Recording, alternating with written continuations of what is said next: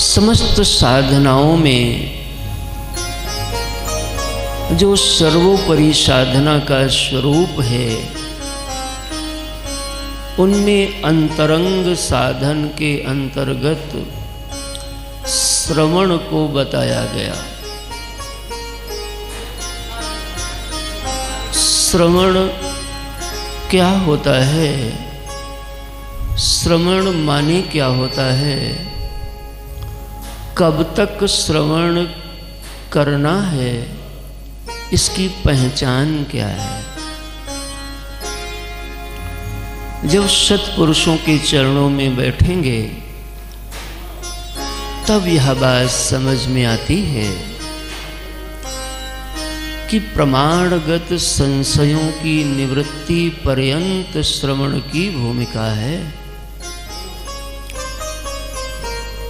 और यदि श्रवण उचित हो जाए तो सुनते सुनते ही बेड़ा पार जीव का हो जाता है। जैसे अर्जुन का हुआ, परीक्षित जी का हुआ।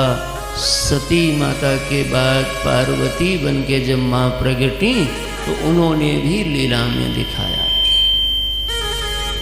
सुनते सुनते ही बेड़ा पार हो जाता है। अर्जुन कहते हैं, नष्टो मोह स्मृतिर्लब्ध्वा त्वत्प्रसादात् मयाच्युत स्थितोस्मि गत संदेह करिष्ये वचनम तव। माता परम्बा पार्वती माँ कहती हैं,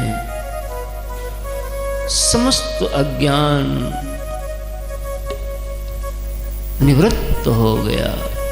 परीक्षित जी कहेंगे, सिद्धोस्मि अनुग्रहीतोस्मि भवता करुणात्मना।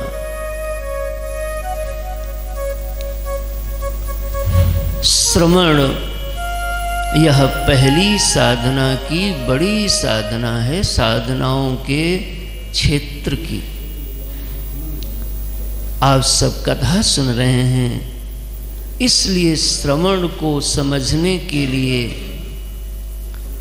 श्रवण की सहायक साधनाएं हैं सदाचार, संयम, व्रत, उपवास, पवित्रता।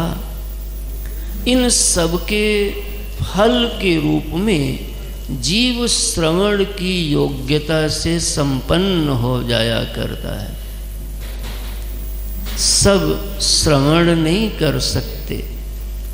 कान होने से श्रवण पूरा हो जाएगा, ऐसा कदापि शास्त्र का आशय नहीं है। कान वाले भी कई बार सुन नहीं पाते जो शास्त्र बताना चाहते हैं। तद्विद्धि प्रणिपातेन परिप्रश्नेन सेवया उपदेक्षन्ति ते ज्ञानम ज्ञानिनः तत्त्वदर्शिनः।